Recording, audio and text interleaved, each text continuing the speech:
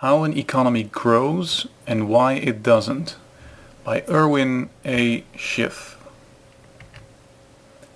Once upon an island lived 3 men who fished for food every day. I'm Abel, I'm Baker, and I'm Charlie. Fishing by hand is no bucket of bass. It's harder than eating soup with a fork. But after much trouble, they each managed to catch 1 fish per day. And every day Abel, Baker and Charlie consumed the fish each had caught, enabling them to survive to the next day to catch another fish. Another day, another fish.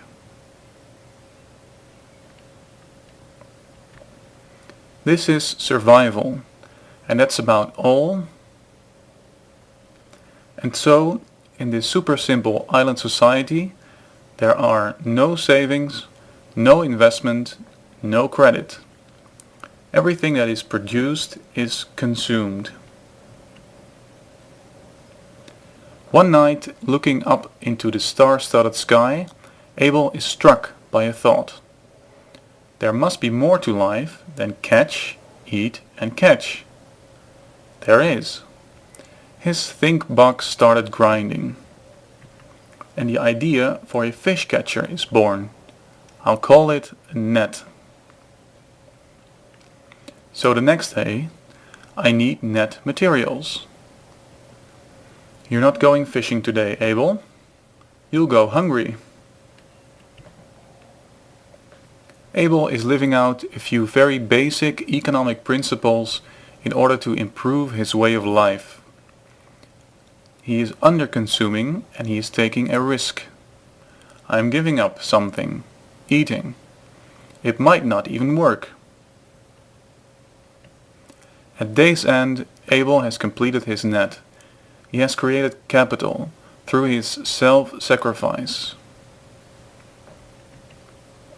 His friends snooze contentedly toward a new day of hand fishing, while Abel can't sleep for hunger and worry about his risk-taking experiment. The next day, Baker and Charlie make much sport of Abel's invention. You could wear it like a hat. You could tie it in a bow. I'm going fishing. You'll see. The laughs soon fade to gasps. He caught one already. It works just as I had planned. And by day's end, Abel has caught 2 fish, Baker and Charlie each the usual.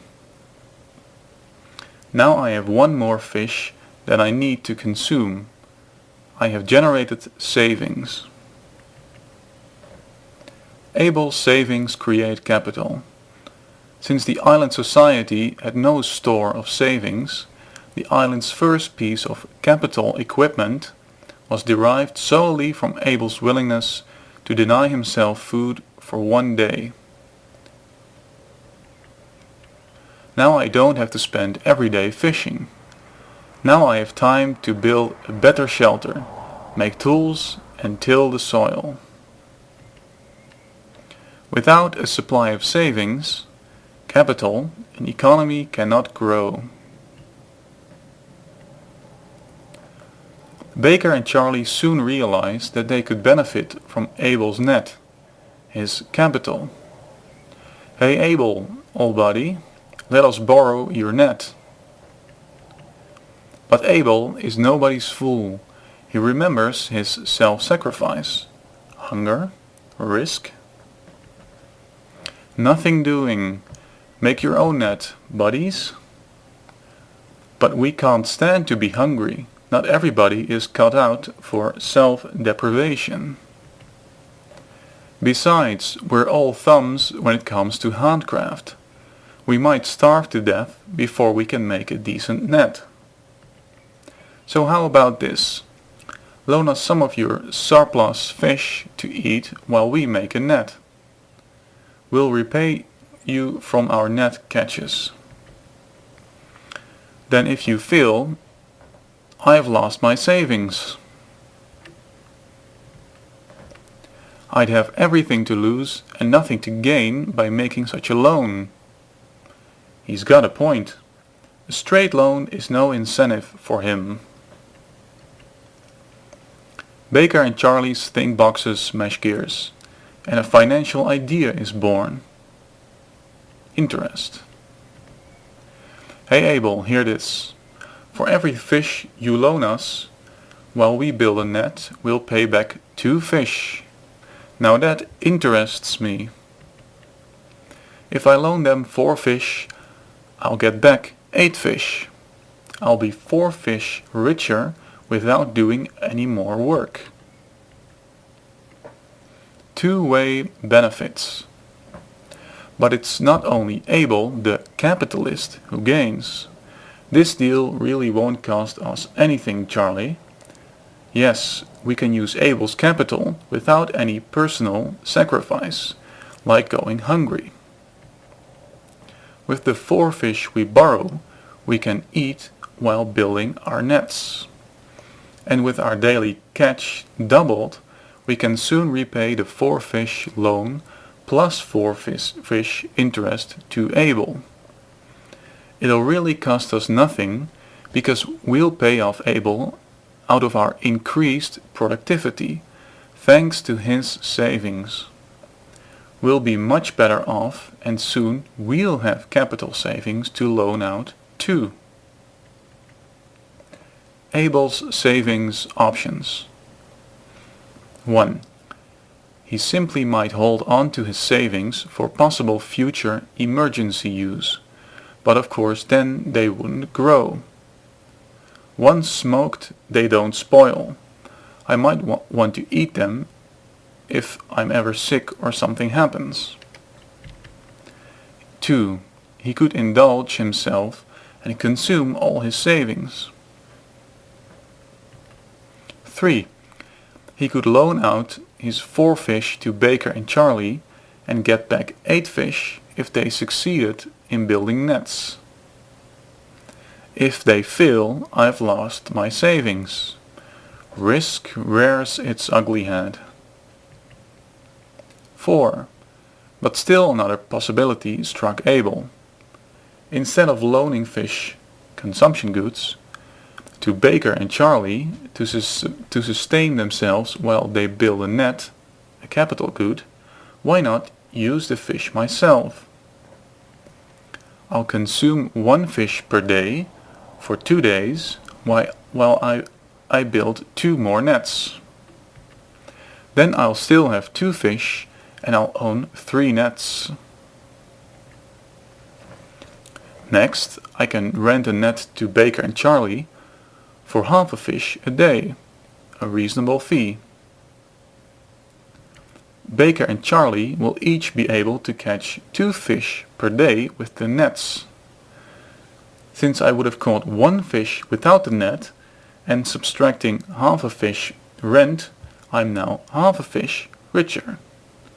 It beats the hard work of hand fishing, whereby I can catch only 1 fish per day. And I can retire and never work again, with 30 fish per month rental fees coming in. It beats loaning 4 fish to Baker and Charlie to build their own nets. That would have earned me a total of only 4 fish. Of course, Baker and Charlie might only rent the nets for 2 days, then use their savings to build nets for themselves. I'd be only 2 fish ahead. What to do? Loan out the 4 fish, so Baker and Charlie can build their own nets and get 8 fish back, or eat 2 of my fish while building 2 more nets for rental that might bring back only 2 fish, but possibly steady retirement earnings. Decisions. But no matter which way he goes, if Baker and Charlie are successful, Abel will have increased his and society's capital. Review. Abel and society has only 5 things he can do with his savings gained by self-sacrifice. He can save what he has saved. He can consume what he has saved. He can loan out what he has saved. He can invest what he has saved. Or he can try a combination of all four choices. Whatever Abel does, it will be based upon the relative risk and profit rewards and his personal economic needs. We'll tell you what to do with your capital, Abel. Loan it out for low interests. How about charity? Or how about this? Oh no, you don't. I'm the only one who stands to lose directly if my savings are wasted. Moral right. So only Abel has the moral and equitable right to decide how to use his property. Whatever choice Abel makes, eventually will enable the community to generate three extra fish per day, assuming they all continue to work just as hard. What about greed? Won't it be bad if Abel turns out to be a greedy guy, wanting more and more wealth? Bad for who? The only way Abel's wealth can increase is if he makes his wealth available to other members of the community.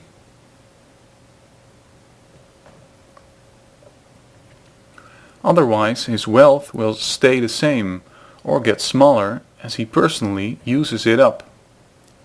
The noble thing about private capitalism is that it forces those who may only be motivated by personal gain to raise their standard of living of others. So Abel decides to loan 4 fish to Baker and Charlie. Now we have fish to eat while we build our own nets. The nets are made, and they now catch enough fish to eat and to pay back their loan to Abel. Now Abel has profited from his loan, and so have Baker and Charlie. I'm 4 fish richer. We own nets we didn't own before. Expansion. Now Baker and Charlie fish for a full week, saving enough fish to enable them to devote another week's effort on a still bigger capital project.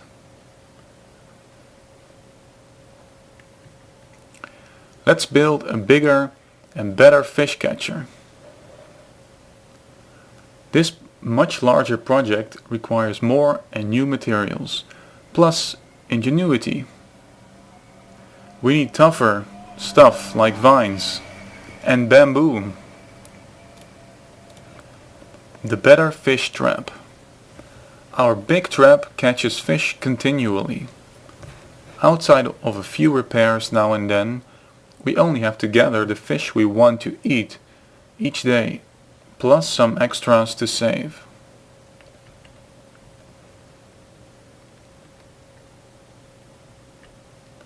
Now we have plenty to eat and lots of leisure with savings to boot. We don't have a care in the world. Oh no? What do you know about the fish business? I know plenty about disasters. Natural disasters. Acts of God. These may disrupt the island's economy by damaging its capital, the big fish trap. There go my savings. The flood has destroyed our trap. But when we find hard times, such as recession and depression, in the absence of natural disasters, their cause is man-made.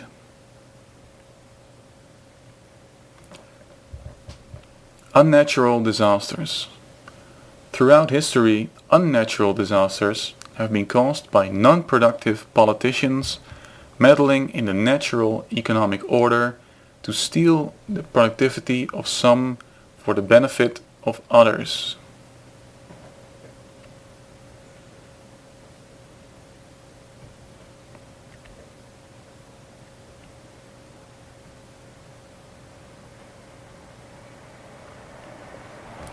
Island consumer debt.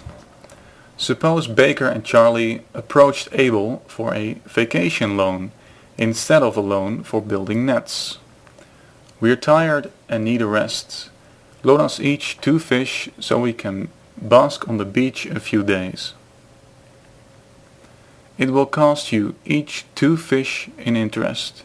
How will you repay? We'll work harder and do without eating for several days. You'll have to go without eating 4 days to repay your loan. But we've just gotta have a vacation. Look, why borrow and go hungry 4 days to repay the loan, when without borrowing you can finance your vacation by going without fish for only 2 days? Give me one good reason. We wanna take our vacation now. Yikes, the now-oriented generation. I deny your loan, which would only benefit me and be an economic burden to you. Besides, if I make a consumer loan to you, I won't have as much to loan out for productive purposes. Can Abel expand credit? Politicians and bankers frequently refer to expanding or easing of credit. But can anybody do this at command? Can a statist magician really make more wealth available to loan by a mere wave of his magic wand? The obvious answer is no. Nobody can loan out something they don't have. Any attempt to do so is trickery and fraud. Take this, I'll make good on it. Who are you kidding? You only have 4 fish in your basket. The island's total supply of credit is limited by its total supply of fish. The emergency loan for consumption. Abel has wisely rejected Baker and Charlie's request for a vacation. Baker and Charlie cannot fish because of a storm or sickness.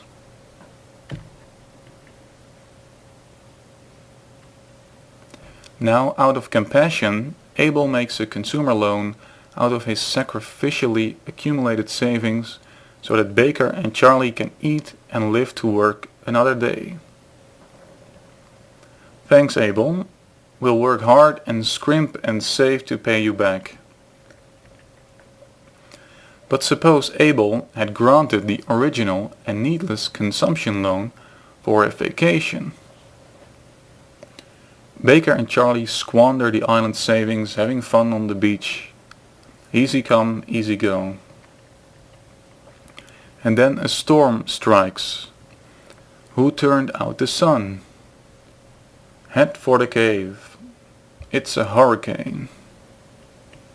The storm rages for days, making fishing impossible. Don't you have any more fish, Abel? Sorry, you wasted all the island savings vacationing. In their weakened condition, disease could take over. Result, the island society could be totally wiped out, thanks to consumer debt.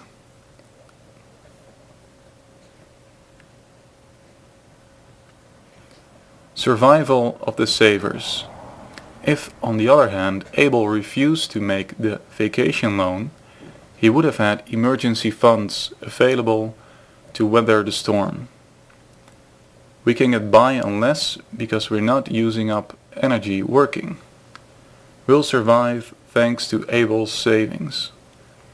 A depression or a recession has set in.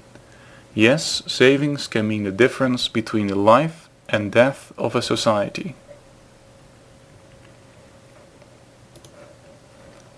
Capital loan risk. Of course, not all investments or capital loans work out, and this can also bring about a reduction and a waste of society's store of savings. But the ones that work make up for the ones that don't. Abel may have made loans to Baker and Charlie to build nets, but I'm a poor net maker. Where are all the fish today? Or Abel may have used his capital building more nets for himself. But I can't find enough supplies. I need this for my nest. Baker and Charlie irrationally refuse to rent my nets. Government programs encouraging loans to poor quality and high risk applicants develop a higher degree of capital failure and waste society's savings in the same way as granting consumer credit. Go ahead, loan to those poor risks. I'll guarantee the loans. But government has no savings. It can only raid the savings of those who have sacrificially underconsumed to create savings.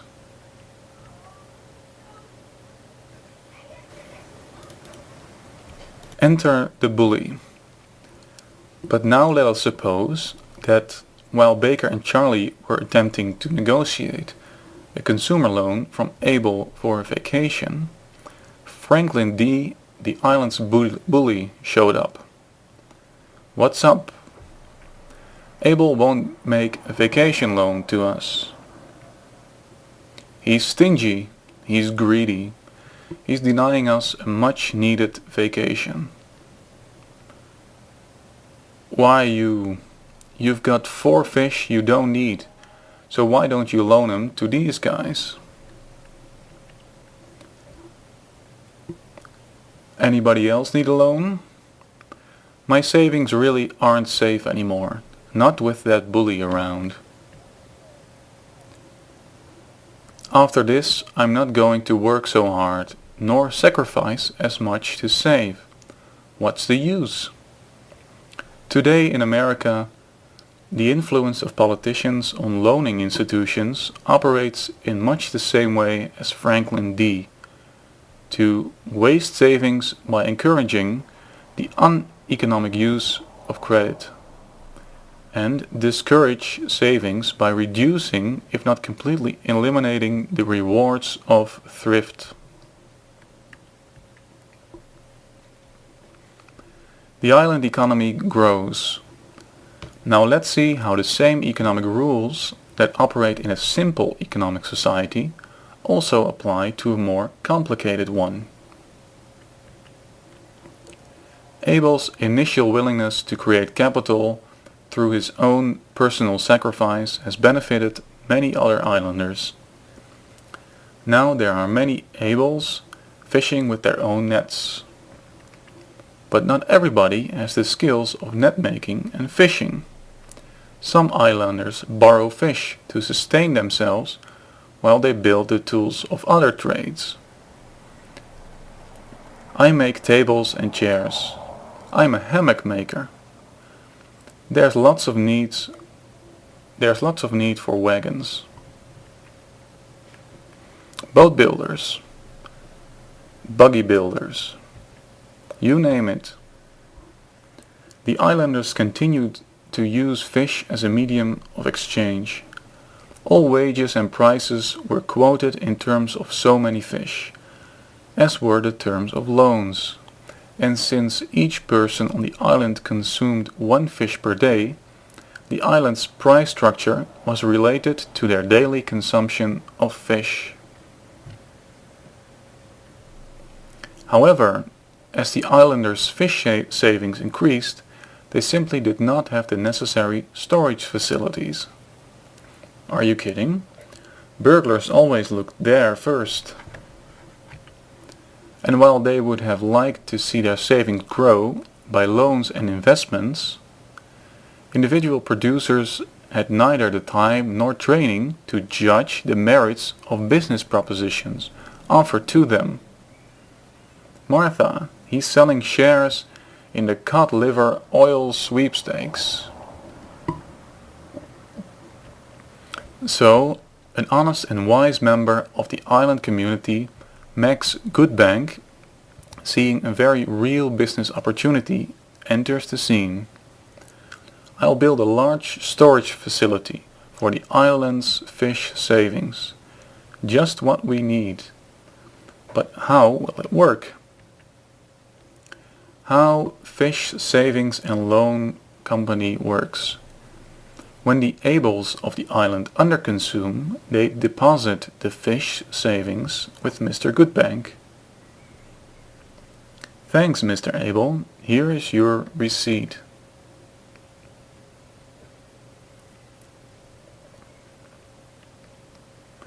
Your deposit will earn interest without doing a thing. Thanks. So the Abels delegate investment responsibility to Mr. Goodbank. Now those requiring consumption goods, in order to finance a capital project, need only see Mr. Goodbank rather than all of the Abels on the island. I need some fish to eat while I build a tool factory. You have a good record. Mr. Goodbank has too much integrity to risk the islanders' savings on vacation loans and the like. Under his wise and conservative care, the island's savings and commerce continue to grow.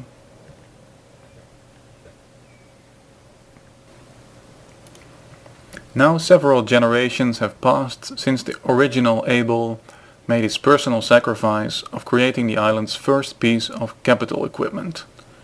The island's economic and social progress began at that point. The island continued to develop and prosper with Mr. Goodbank's storage vault and his son's wise administration of loaning out society's capital.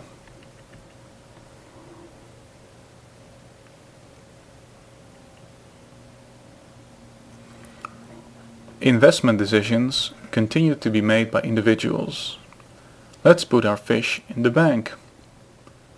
Loan decisions were made by Mr. Goodbank III.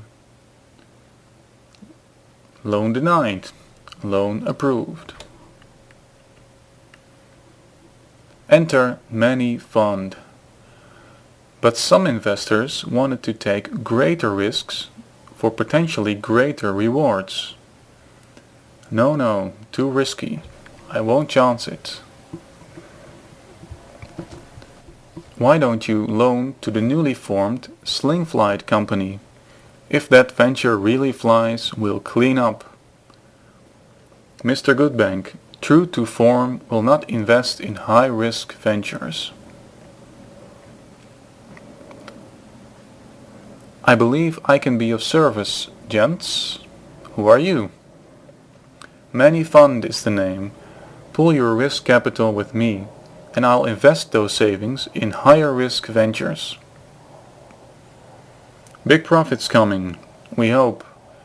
It'll be worth the risk, guys. So while Mr. Goodbank continues to be entrusted with capital growth through more conservative forms of investment, Many Fund invests for the risk takers.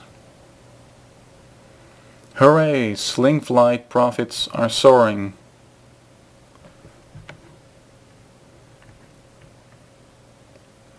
But the Blood Marine Company went under. And so, the island's economy continues to grow to the benefit of all.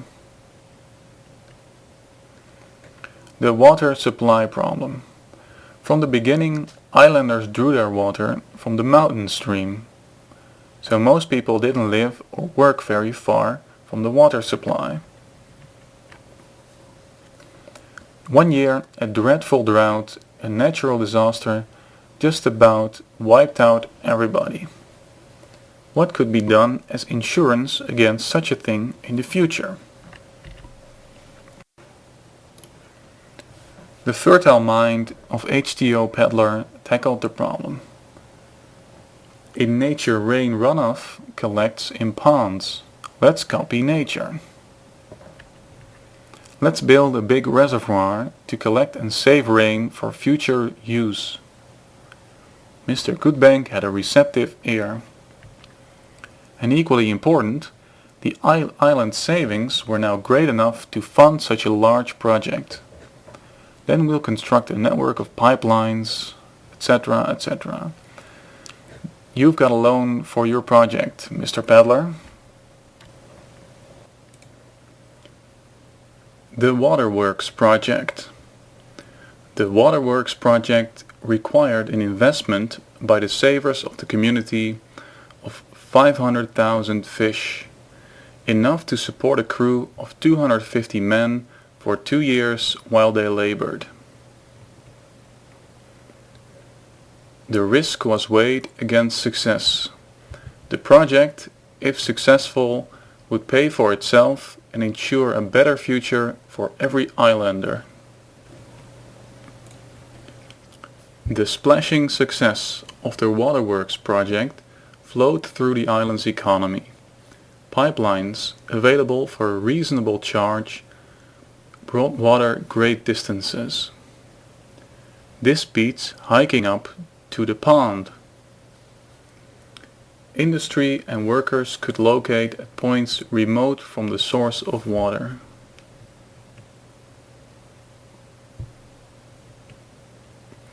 Irrigation made crop failures less likely. Relieved of the task of hauling water by hand, everybody now has more time and energy to devote to producing more consumer goods and developing new capital projects. Productivity. The Waterworks prospered and paid back its loan plus interest. So the island's savings capital grew and grew under Mr. Goodbank's watchful care. Quite a catch. The entire island economy blossoms thanks to the capital invested in the waterworks. Big versus little economics. To some islanders, it appears that the economics of prosperity and disaster have become different with bigness and complexity from those of a small economy.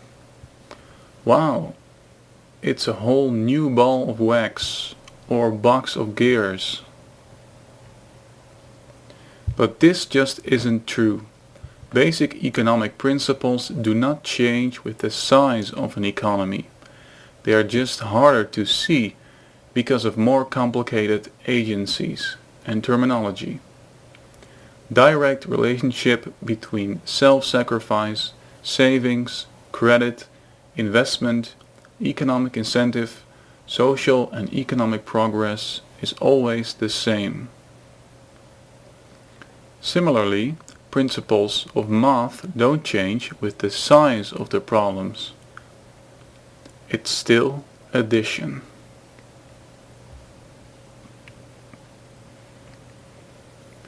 Government on the island.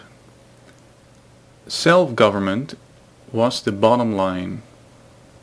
I mind my own, everybody else do likewise, or else. Settling disputes and crimes of passion had long been settled by the islanders in a very direct and personal manner. Come on, Pa, Uncle Ned, the varmint stole our hen. Go get 'em, boys. This contract is void. You can't do that, can you? Stick 'em up. Help somebody, please. But seldom was there any help around. The islanders decided to elect a senate to select and oversee judges and a constabulary, whose purpose was to protect life, rights and property.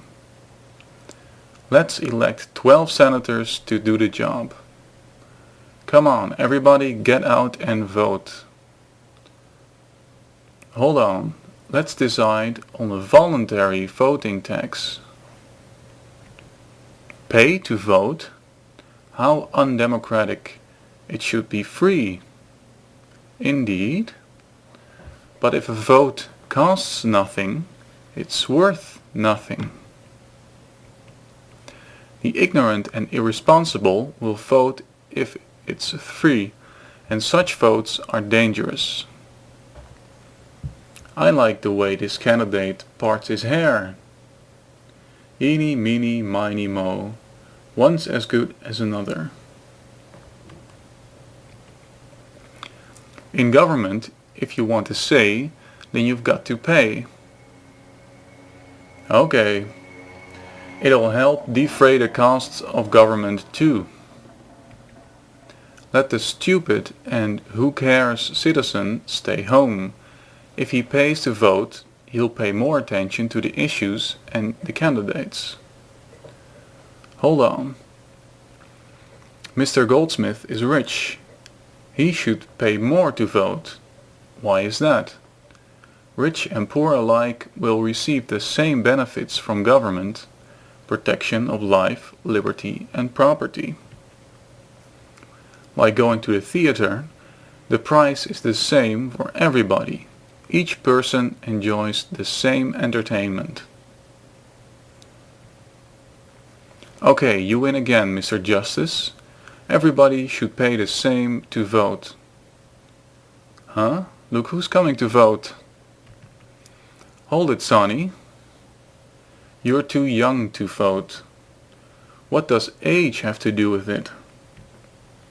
I work, I am a productive member of society, and I'll pay the 5 fish tax to vote. You've got me there, kid. On the other hand, that old hobo contributes 0 to our society, and his judgment is questionable. Why pay to vote? So I can have a say in what kind of men are elected. 5 fish is a cheap price to pay for control of economic and social justice. Some of the islanders, of course, would not have given even 1 fish, let alone 5, to promote economic and social justice. Fortunately, they did not have a voice in the island's government. And so, with the enforcement of just laws and the court system enforcing contracts and disputes among tradesmen, trade was facilitated, and this further increased the division of labor, increasing economic benefits for all, taxpayers and non-taxpayers alike. The island's economy continued to grow and everybody prospered.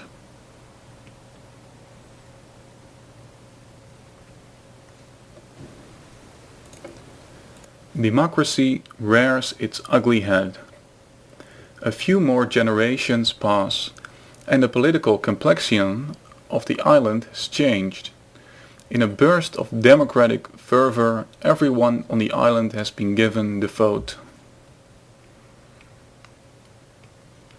Senators are now highly paid individuals who seek office more for money and power than for the honor of dispensing justice. Many of them spend small fortunes to get elected. Senators also pay their way into office by dispensing favors which win votes. Friends, welfareites and favor seekers.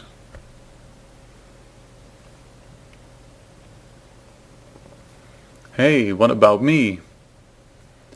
Dispensing favors wins votes. Dispensing justice does not. By the new democratic thinkology. Such is the reality of political life on the island now.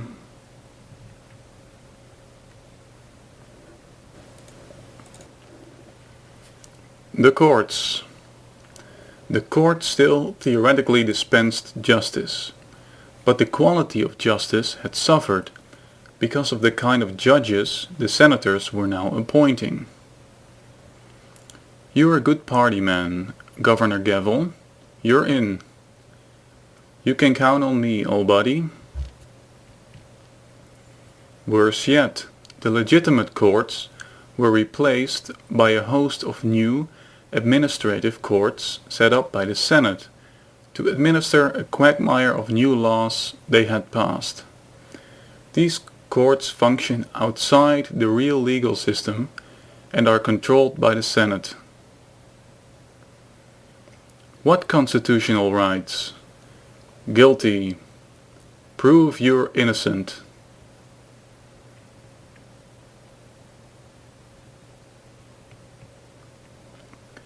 The Senate now has more power and influence than was originally intended. Franklin D. V is chief senator now. He's a direct descendant of the island's original bully. He won re-election to the Senate time after time through the favors so many of them thought he did for them.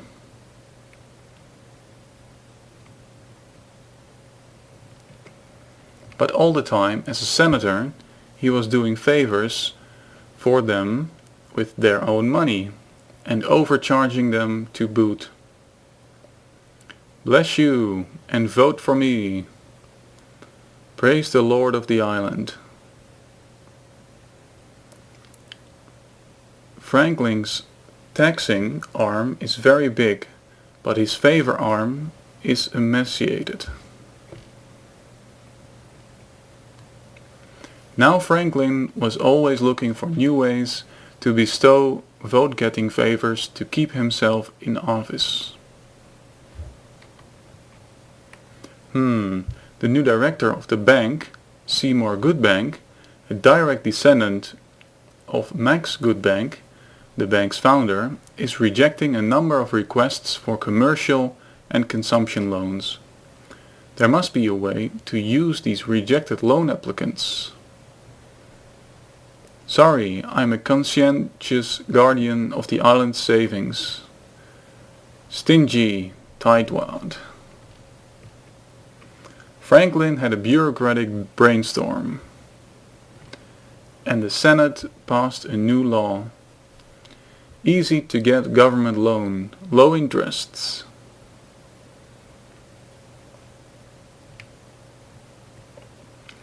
Now just about every Tom, Drip and Harry could get a government loan, and the senators had bought another big block of voters. But just whose fish money is being loaned out? The government doesn't possess even a piggy bank of savings. You guessed it. Government loans really come from taxing society's producers, hence reducing what they save and diminishing the island's limited supply of savings for sound investment.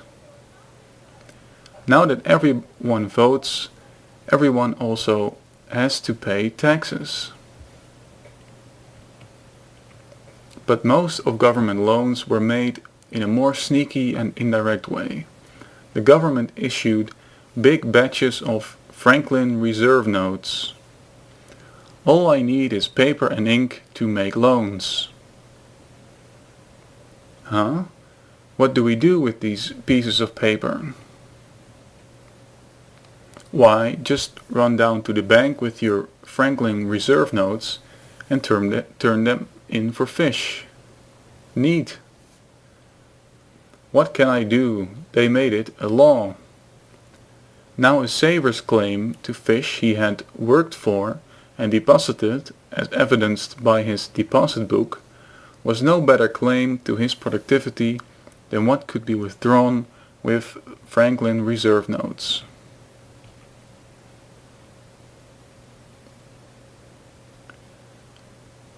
This is equality. Thus, the government provided producers and non-producers alike with the same democratic access to the community's store of savings.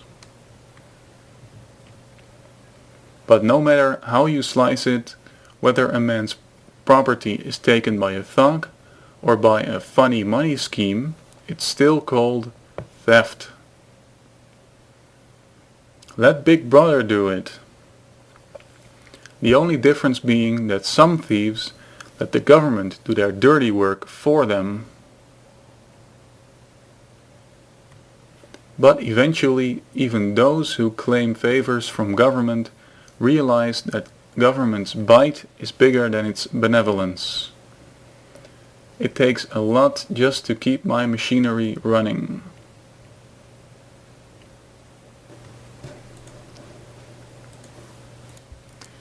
When the idea for a Franklin reserve system was first proposed to Mr. Goodbank, he vigorously opposed it, and so the senators agreed to wield their credit power judiciously. Besides, the greedy voters and powerful Senate were an irresistible force, and the law was passed. Pressure from above and pressure from below.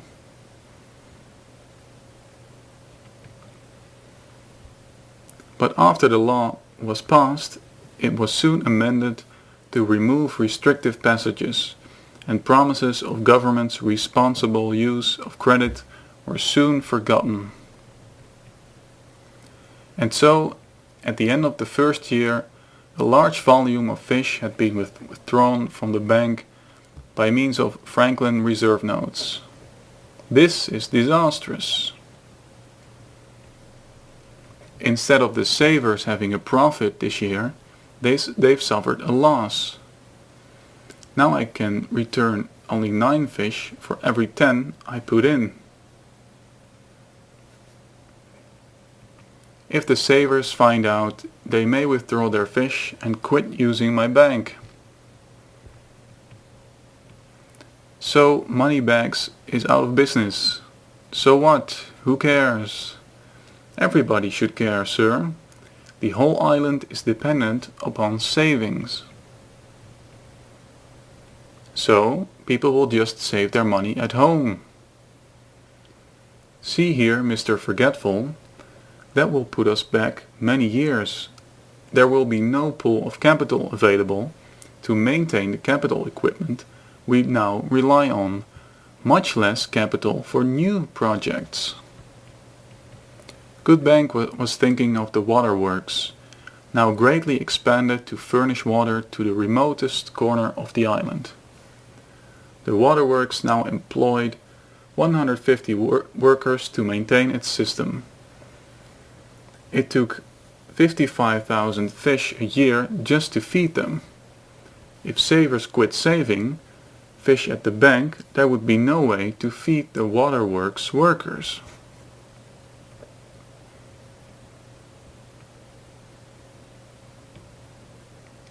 Then there are maintenance and repair costs. If all the workers walked off the job to fish for a living again, the waterworks would finally quit working.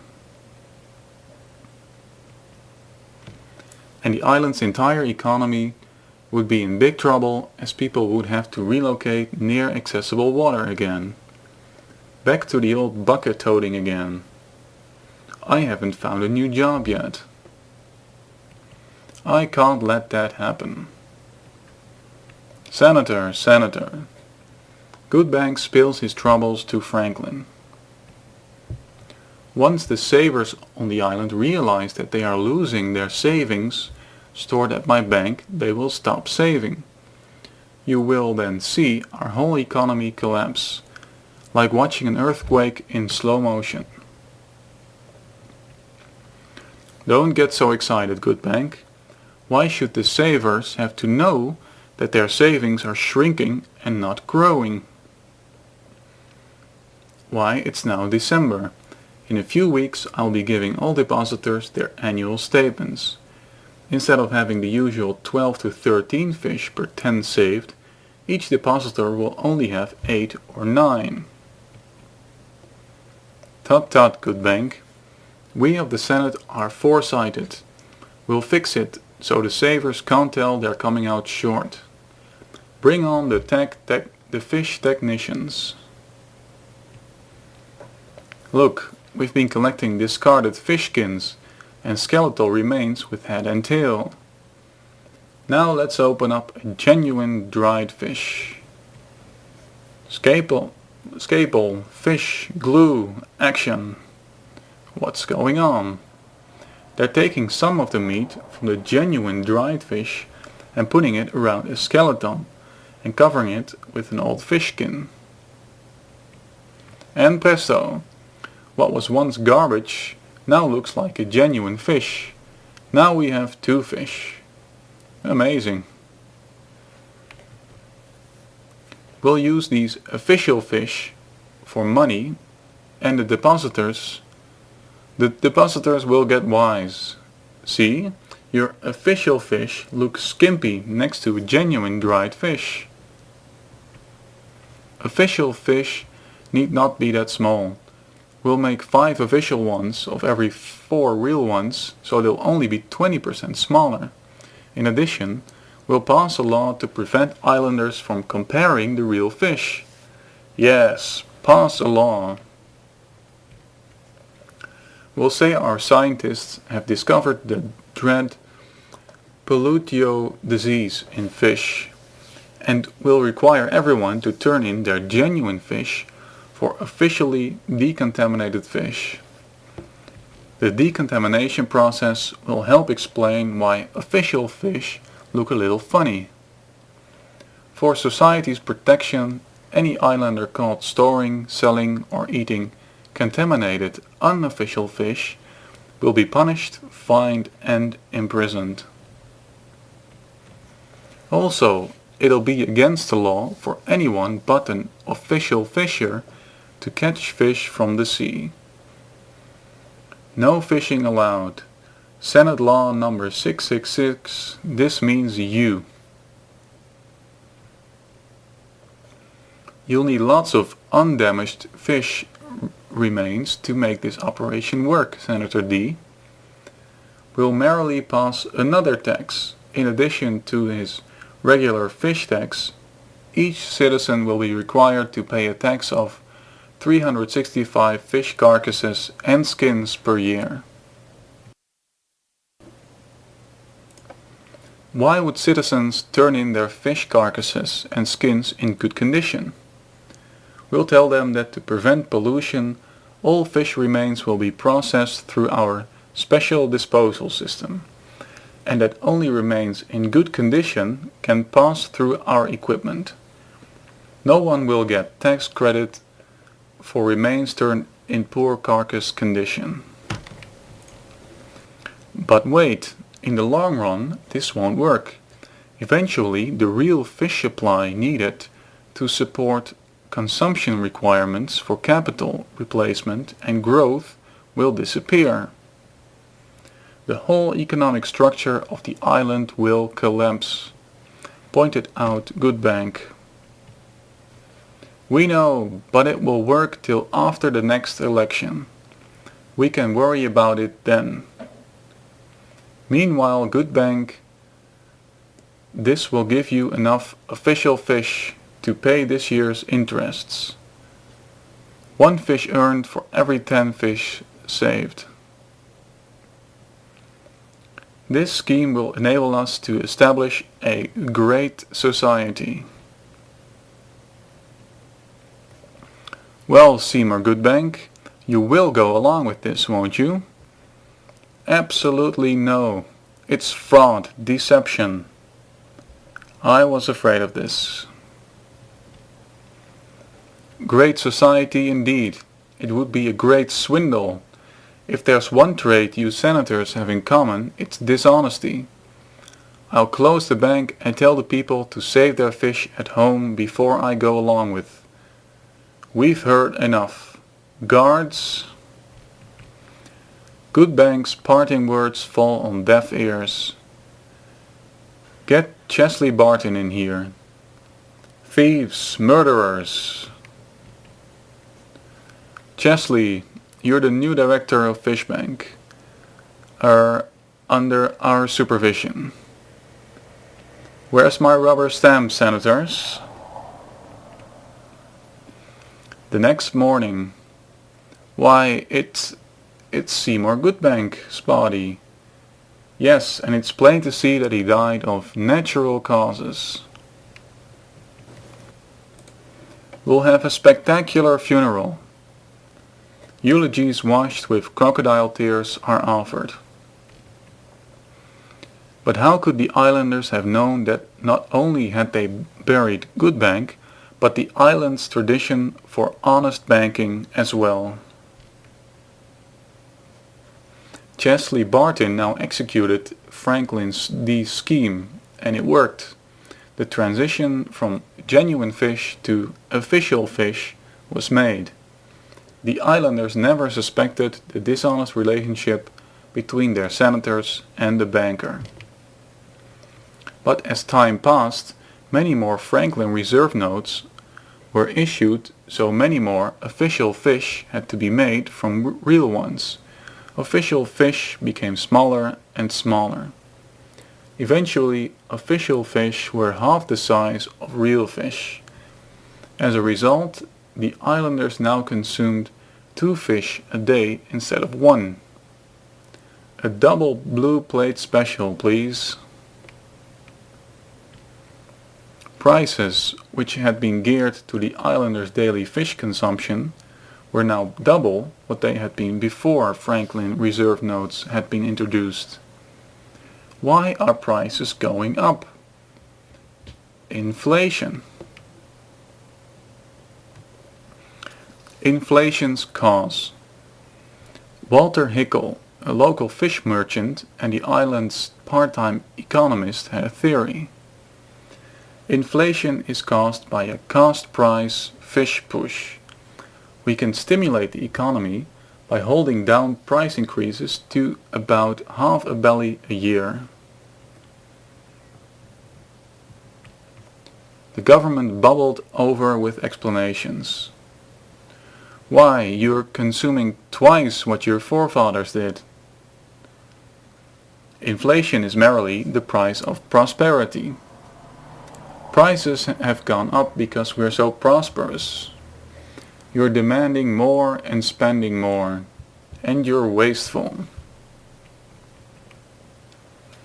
But nobody thought of pointing a finger at government, the real cause of inflation.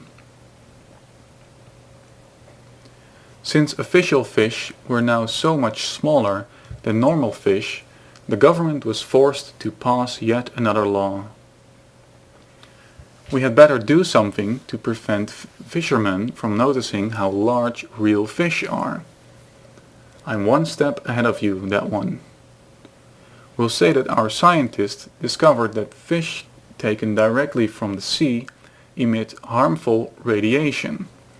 To protect their eyes, official fishermen will be required to wear these special fish glasses.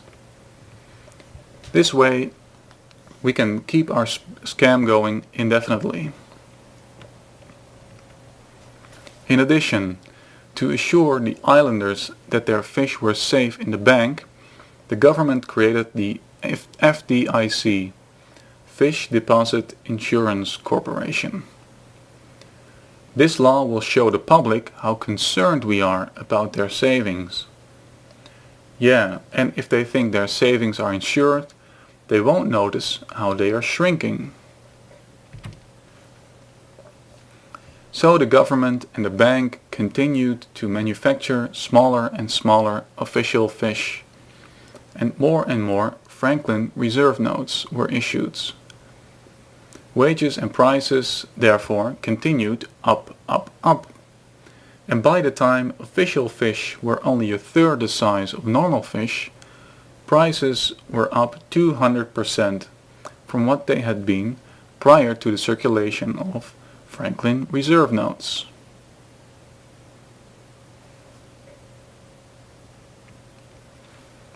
Now yet another law controlling official fishermen was passed.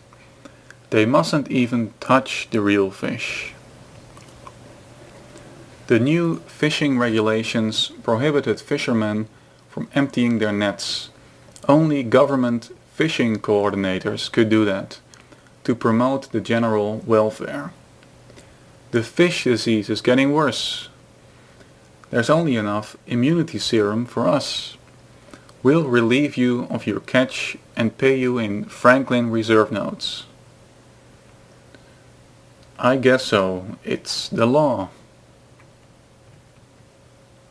This way only a small group of insiders actually touched real big normal fish. The Senate doesn't want those dumb slobs to get wise to the official fish scam. Why should we care? We've got good government jobs. But you can't fool all of the fishermen all of the time. Some daring fishermen detected the fraud. Look, Fred, how fat and healthy a real fish is. It's much heavier than official fish, too. These lawbreakers withdrew their official fish savings from the bank. But think of the interest you'll lose. Ha! Your interest is smaller than the inflation rate. We'll do better to save these and our catches of genuine fish at home. More and more fishermen peaked and decided to keep the real fish they caught. It was a crime wave. Fewer real fish found their way into official channels, and a lively black market in real fish developed. The fishermen aren't bringing fish into port anymore, but there's a lot of fishy business going on, Senator. This has got to stop. We'll send out swarms of search parties. Those lawbreakers found in possession of real fish were prosecuted. Caught you.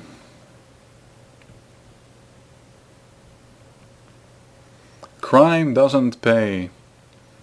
But there were other legal ways around the anti-fish laws. Offshore banking of real fish became popular among fish-wise citizens. Deposit to the account of Abel III. How unpatriotic. We'll pass laws to stop these criminals. Laws, laws, laws. And so the Foreign Fish Control Regulation was passed by the Senate. All criminals, report your foreign deposits here. You can imagine how much outflow of fish this law stopped.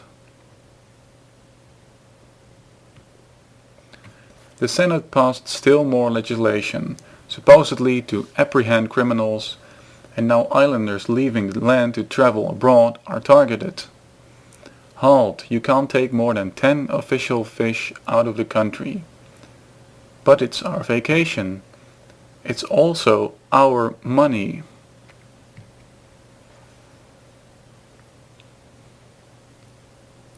What's this beast doing?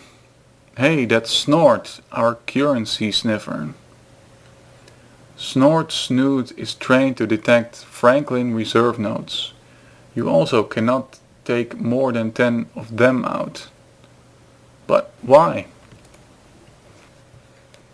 'Cause we want to nab smugglers and counterfeiters who deal in large sums. Gosh, we don't have much freedom anymore. Yes, people control is what it's all about.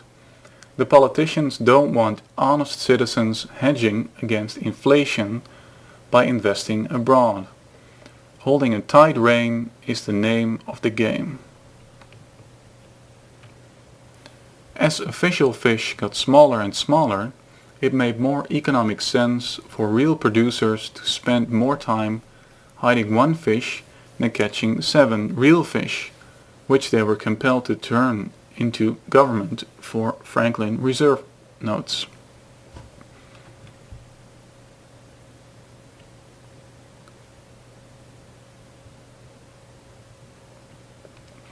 Fewer and fewer fish were turned into the bank and to Many Fund, so there was less and less available for capital loans. A loan for a new venture? Are you kidding? There's not even enough for loaning to the waterworks for upkeep. Then I can't build a new factory. Wages and prices are now 600% higher than they were before Franklin reserve notes came into use. Since official fish were so small, it took 7 of them to provide each islander with the same nutrition as one natural or real fish.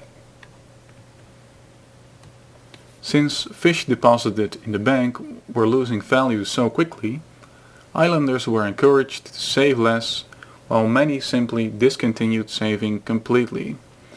Fish had to be spent quickly to avoid losses due to increasing prices.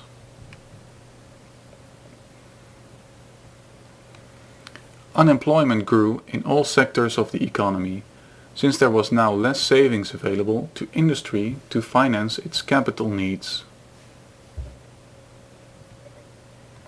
There's a lot of unrest among those slobs, Senator.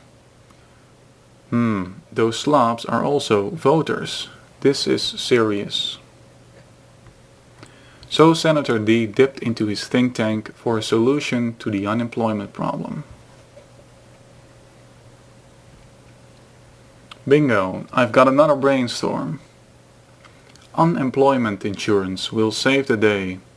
Chesley, print up a pile of Franklin D notes.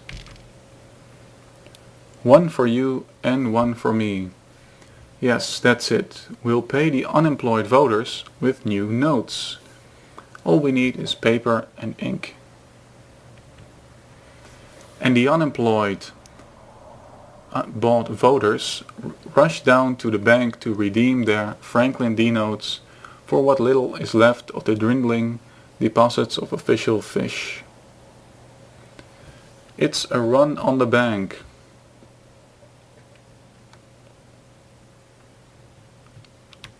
The vault was soon picked bare. We've got plenty of skeletons and empty fishkins, sir. Here, see what you can pick up these bones.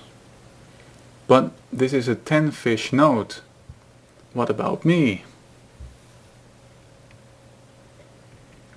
Shall I warm up your think tank, Mr. Barton? No, there's no time for that now. All I need is 1 more piece of paper and some ink. And so, closed, bank holiday. Some holiday, no work and no money. Chesley Barton made an end run over to the Senate building. The bank's out of both genuine and official fish, and the dumb slobs, I mean voters, are all out of joint. Ooh, my think tank only gives me a headache now. Let's call in our economic advisors. Here they are, Walter Hickel and Paul Sibling. Good. Quick, what's your advice in the present economic crisis? Expand credit. Lower taxes. What? But credit's been expanded until there's nothing left to expand. And there's nothing left to pay taxes with.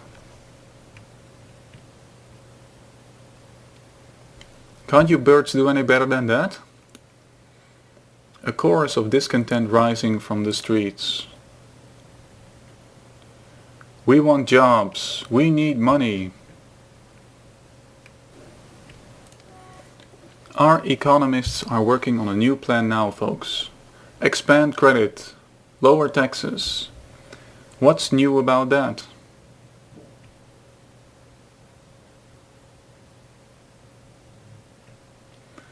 Bah, that's all the economics those birds know. Retire them to their cage on crackers and seeds. Expand credit. Lower taxes. The morally and monetarily bankrupt senators entered into a futile debate. What are we going to do? What can we do? All we ever did was steal the people's store of savings to finance our various projects. Now there are no more savings to steal. But why don't we just create jobs for the unemployed? Remember the WDA project of good old Franklin D? We employed lots of people washing away dirt, cleaning the rocks on the beach.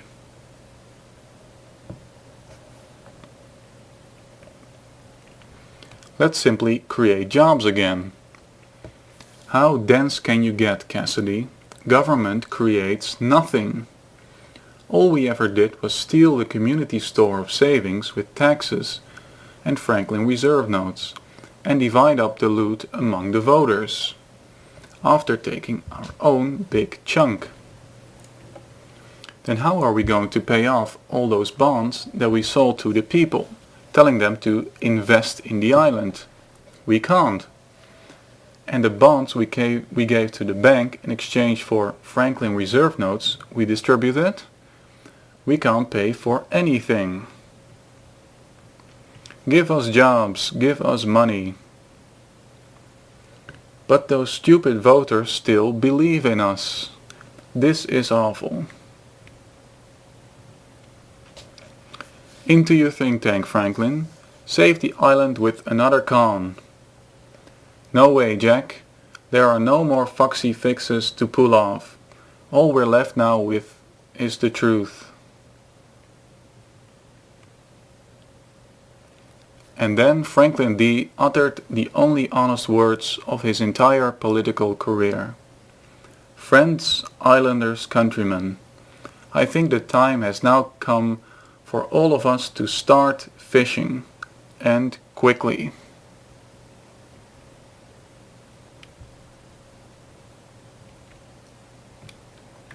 You can be a prophet. Interference by vote-seeking politicians brings economic mayhem. Business cycles, recessions, depressions, and inflation are man-made, always predictable, always avoidable. Example: government borrows and taxes to fund welfare programs. Productive workers are penalized by higher taxes, while unproductive individuals are rewarded with government aid. Not only do such programs reduce incentives for all, but they draw upon society's limited store of savings needed to create capital and provide jobs. Example: minimum wage law. Let's help the nation's youth by passing a minimum wage law. Yikes, that's pretty steep pay. My profit margin won't allow me to hire as many as I'd like to hire, not as at this high pay. So I'll only hire a few of the best qualified, most experienced and hardest workers. I got fired. I never even got hired. Thus the nation's youth is not helped. There is more unemployment and production costs are likely higher.